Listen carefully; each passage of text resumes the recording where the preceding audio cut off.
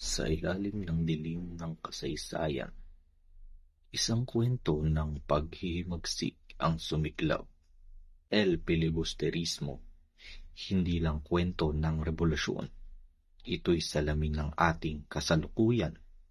Ang kanyang galit, ang kanyang pagkatalo, at ang kanyang pangarap ay ating mga aral. Sa bawat pahina, muling mararamdaman ang alab ng kalayaan. Ang kwento ng laban, para sa bayan, para sa kinabukasan.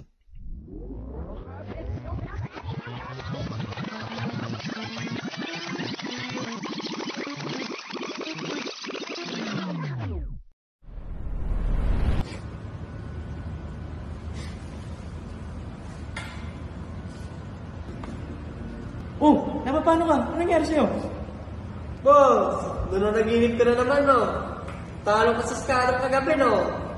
Kagi, hindi. Tungkol sa El Pili. Nanaginip kasi ako kagabi. Pero yung napanaginip ako, ay yung kaduksong nun. Basta, hindi ko mapailawanag. Nakakilabot. About saan? Ganito kasi yan. Nagsimula sa malaking bangka o yung tinatawag na vapor tabo nung unang panahon. Tapos sa taas nun, nandun si Don Simon. Kasama yung mga opisyalis na Espanyol. Tapos sa baba nun, nandun si Basilio. Tandaan niyo ba siya? Sa No Limit Tangere? Si Don Simon, hindi lang siya basta nandun. Naghahanda siya para sa malaking revolusyon.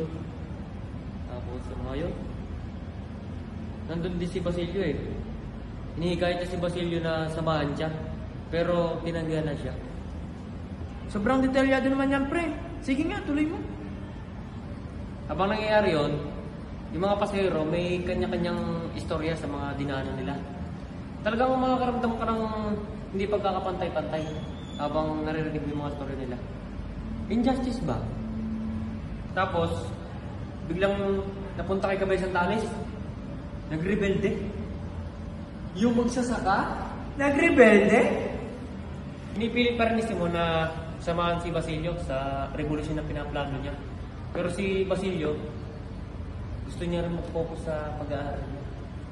Gusto niya lang gumawa ng gulo para magalit sa kanya, magalit yung mga tao at magising sa katotohanan na yung mga mayayaman ay patuloy na umaangat at yung mga mahirap ay patuloy namang ibinababa. Oh, at parang nandun ka. Alam mo na nangyayari. Anong sunod? Kaya nga parang nandun lang din ako pero hindi nila ako kita. Basta si Simon, ginagamit niya yung kapangyarihan niya para yung mga tao makontrol niya. Gusto niya sirain ang sistema para mapakita kung gaano kalaki ang korupsyon ng bayan. Oh, tapos? Hindi niya yung nakakapagtaka dun eh. Kung kailan malapit na yung climax, saka nang bigla akong nagising. Pakiramdam ko may kakaibang mangyayari. Pero hindi naman natuloy. Lang, baka yun yung sinasabi ng utak mo, revolusyon itutuloy sa susunod na tulog. Eh di sana all may sarili Netflix habang natutulog. Tinatawanan niyo lang. Nakakaramdam ako may pahiwatig ito sa akin. Sa akin. Ha! Open ka na lang, emek tayo. Ala, Yoko, mahina ka naman.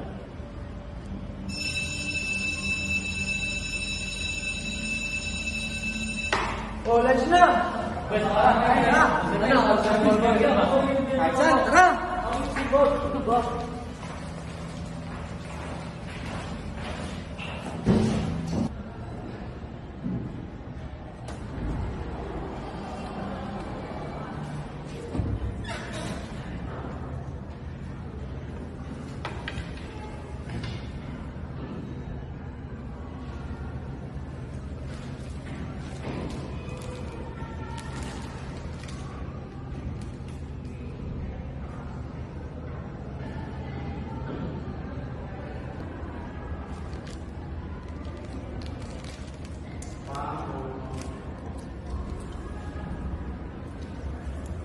Uy, Henry!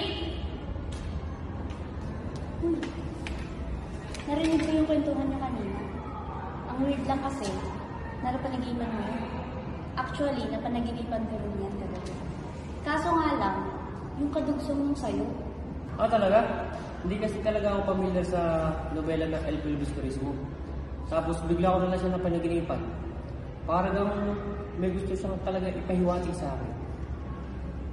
Sa panaginip ko naman, nasa bahay ako ni Quiroga, yung Chinese na mangangalakal. Doon, maraming mayayaman. Kaso ang pinag-uusapan nila, puro mga panlalamang sa kapwa, yung mga panunuhol, ganun. Pero si Quiroga ba yung taong gusto pa ng mas maraming kapangyarihan? Oo. Tapos, napunta sa mga estudyante. Kasi nga, gusto nila magtayo sila ng paaralan. Pero, mga Pilipino naman yung magpapatakbo nun. Kaso nga lang, binaligtad sila ng mga otoridad. Sa halip na tulungan sila, pinaghinalaan pa silang may pinabalak silang masama. Tapos, si Placido Penitente naman, yung nakita ko doon. The more na pinaglalaban nila yung malayang edukasyon nila doon, the more naman na pinipigilan sila ng gobyerno para makuha yun. Talagang may mali.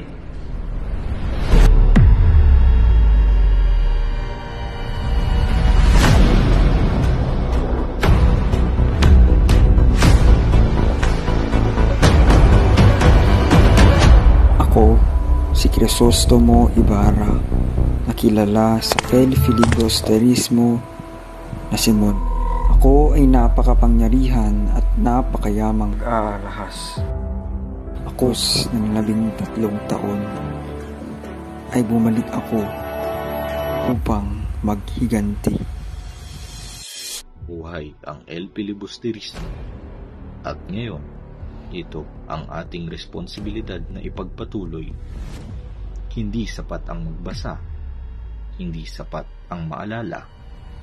Ang tunay na pagbabago ay sa pagkilos nagmumula sa bawat hamon ng kasaysayan. Ang tanong, ano ang gagawin mo?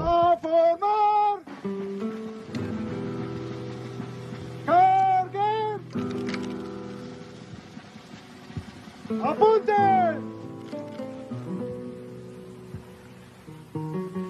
Consumatum est!